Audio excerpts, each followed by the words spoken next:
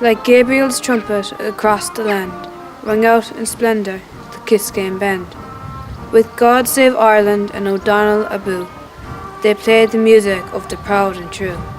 Thomas Ashe was their emblem. One man dead is worth 1,000 men. Kiskeam Brass Band will attend. For approximately 100 years, every poster advertising feis, éireacht, football match or other function of major significance within 10 or 15 miles of Kiskeam carried the notice Kiskeam Brass Band will attend, and this is their history. Kiskeam is a quaint little village in North Cork situated on the Cork-Kerry border. It hosts a varied history and has produced many famous musicians, poets, politicians and sportsmen and women over the years. Like many other villages in Ireland, Kiskeam played its part in political activity from the late 19th century onwards, and the fife and drum tradition played its part in these uprisings. The first Kiskeam fife and drum band was invited to play at race meetings and land league assemblies, usually to inspire and rouse the crowd. Daniel O'Connell was the patron of the first band. At that time, the band was led by a mounted horseman. In Kiskeam, this job was held by a local man called young John Casey. Little did they know that with the arrival of the musician Tim Kiley in Kiskeam in 1895, the band would enter the annals of history. On his arrival, Timothy set up a business as a shoemaker. He had been a member of the famous Mill Street Brass Band and had been trained by Herd Jakobowitz, a famous Prussian band master in Mill Street. Over a number of years, Kiskeam Band changed from being a fife and drum to a brass band, and by the year 1916, under the leadership of Tim Kiley, it had become a fully fledged brass band. The Soldier's Song, or Ára na Bhíon, our national anthem, was first heard in Kiskeam in September 1917 when Tim Kiley introduced it, having heard it from a man recently home from prison. The people of Kiskeam were very much part of the rising and participated in political and rebel activity. The brass band were a very strong part of the fight for freedom, and their presence was used to add to the disquiet and raise the profile of protests that occurred around North Cork. As a result of this, in 1918, they were directly targeted by the Royal Irish Constabulary. In June of 1918, in the East Cavan parliamentary by-election, Arthur Griffith was elected to the House of Commons. Celebrations led by the Kiskeam Brass Band were held in Newmarket. As part of the Sinn Féin rally, the Kiskeam Band marched around the town. When it reached the RIC barracks in Newmarket, the marchers were set upon by the RIC. In this unprovoked baton charge, the police concentrated on smashing the musical instruments. The band was left without their instruments, or as one report stated, during the 10 War the band was rounded up and released lest its noise.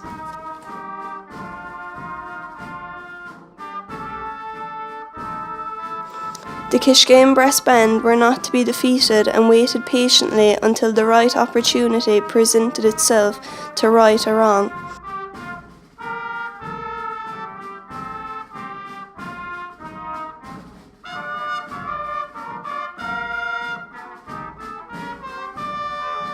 It transpired that behind the attack was District Inspector Johnny McCoy, acting under instructions from Dublin Castle.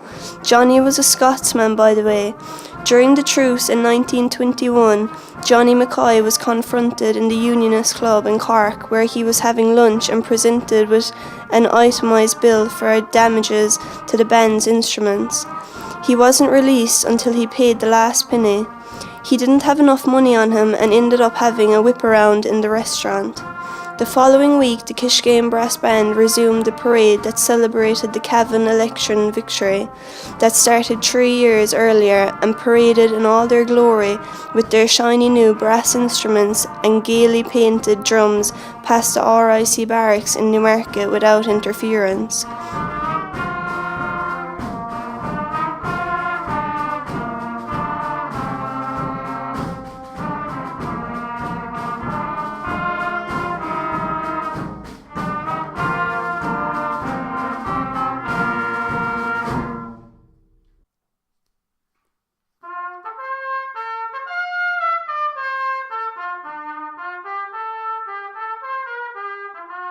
During the War of Independence, the Kiskeam Brass Band adopted a new patron. Thomas Ashe, a native of Lispool on the Dingle Peninsula, was a veteran of 1916 and died of ill treatment in Mountjoy Jail on 25th of September of the following year while on hunger strike. Kiskeam was the first to adopt Thomas Ashe as a patron of the band, and they marched under the flag. The slogan on the flag was a quote from Thomas Ashe, which stated, "One man dead for Ireland is worth 1,000 men." On the reverse, the flag is in private possession by the Kiley family in Kiskeam to this day. It is seen once a year at the Sean Moylan commemoration.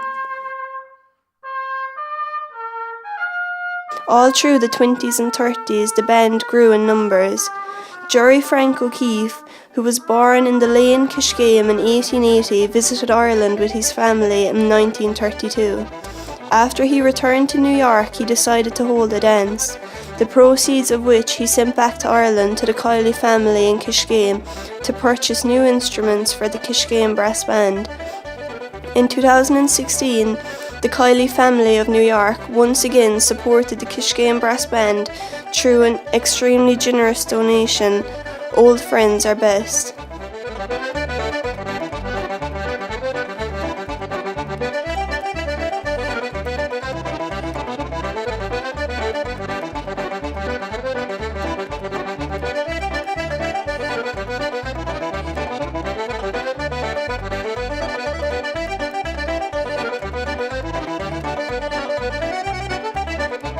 The Kiskeam Brass Band was known all over Munster and played at football matches, meetings and every year at Knocknagree races. Father O'Flynn, parish priest of Ballydesmond, used to invite them to play at the church on St. Patrick's Day and also at the Corpus Christi procession. During Mass they were positioned on the gallery and the din would have been deafening, especially when the big drum rolled and 16 brass instruments struck up Faith of Our Fathers. On St. Patrick's Day, Father O'Flynn would lead the parade on a horse decorated in green. The band was present through all of the political upheaval of the early 20th century. Standard tunes played by the band were traditional and nationalistic. Emotions were aroused as the accompanying words told stories of various victories and defeats of bravery and heroism. These were some of the songs: Aurán na Bhíon, A Nation Once Again, Easter Week, Let Éireann Remember, Kelly the Boy from Killaan, Boys on Parade and JBB, God Save Ireland, The Green Flag, The Foggy Dew, Old Lang Syne, Roddy McCorley. Songs that entertained the public to discomfiture of the enemy were not lacking. Not a child in the parish had not heard the Kiskeam Brass Band perform. They performed after First Holy Communions and confirmations, as well at matches, divisional finals, funerals and celebrations. They were part and parcel of the strong community which to this day survives in Kiskeam. Dennis O'Connor describes a fond memory of seeing the instruments hanging up in Kiley's workshop. He distinctly remembers the instruments being polished for an upcoming visit of the bishop in the 50s. The world's first female deputy was elected in the 1918 election. She was a suffragette named Countess Markievicz. The new Dáil promptly appointed her Minister for Labour. The Countess was invited to a feis in Newmarket to address the crowd. The British authorities had forbidden her to hold a public meeting in Newmarket on the Sunday, and so the organisers got around this by holding the meeting on a Saturday night. In her speech, she repeated the cry of Dean Swift, "Burn everything British but it's coal." This was the language of the people at the time, and her words were received with thunderous applause. After the meeting, she was conveyed to Moylan's for a meal. Meanwhile, those responsible for her safety were exploring ways of saving their guests from the insult of being arrested in their hometown on Sunday morning. What would they do? What could they do? It was noted among the gathering that the Countess' build and appearance were similar to this of a young Newmarket girl named Madge McCarthy, later Miss Madge Barry of Meanacar of Mealing, County Cork. She put on the clothes of the Countess and, accompanied by Mamie Milan, paraded up the street of her native town and entered the railway hotel. The RIC fell for the ruse and delighted in having their Countess trapped within the building. They would bide their time and make their arrest on Sunday. Constance, for her part, had dressed up in men's wear and made her way out the back of Milan's house, through the workshop window and into the field of the Three Lyses to Clonfert Bridge, where Corny Linehan awaited her with pony and trap. They drove to Linehan's in Drummonarrigal, where she spent the night and addressed another special meeting Sunday morning. May 17, 1919. Word was swiftly sent to Kiskeam that a very special guest was on her way. Teddy Moynihan of Means passed the word to the H Company. Den Guiney, McDawley, Jim Reardon, Den Flynn and others hastily erected a platform in the field in front of young John Casey's mansion. There were no seats available.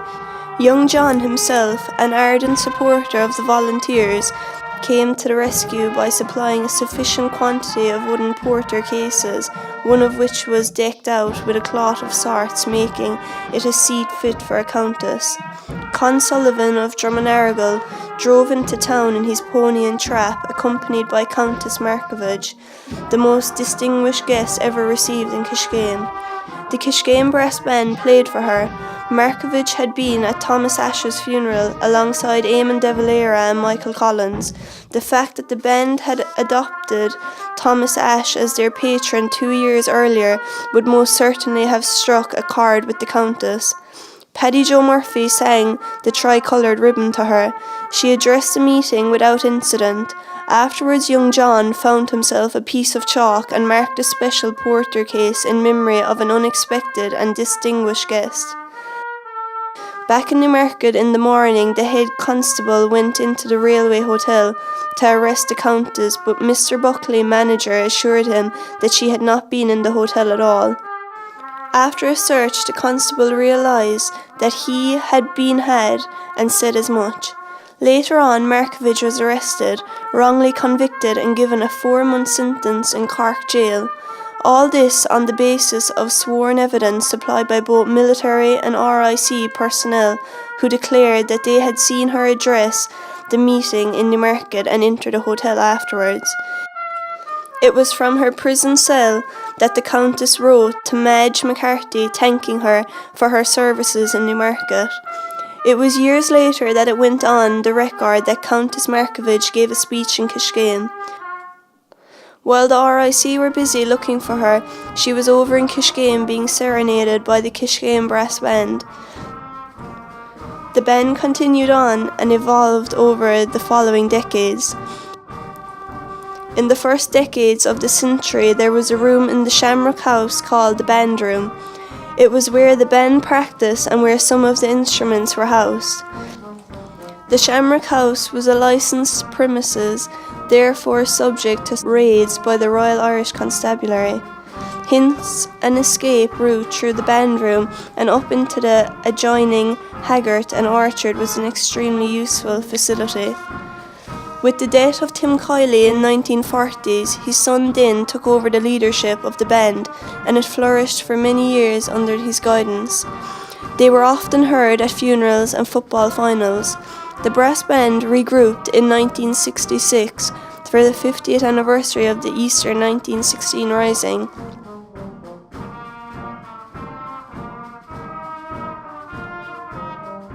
The arrival of the new uniforms in 1967 made a lot of women swoon when they saw the members of the brass band. The last post was played at many funerals by some members of the brass band, and for years up to the late 80s the band performed at the Sean Moylan commemoration. In 2015, a group of musicians met to consider getting the band together for the 2016 centenary celebrations. Thomas Ashe's anniversary on the 25th of September was the date marked for their debut. The people of Kiskeam can proudly look back on the history of the band and the pleasure it brought to so many people through the century of its existence and the many changes that have taken place in our country since the date of its foundation.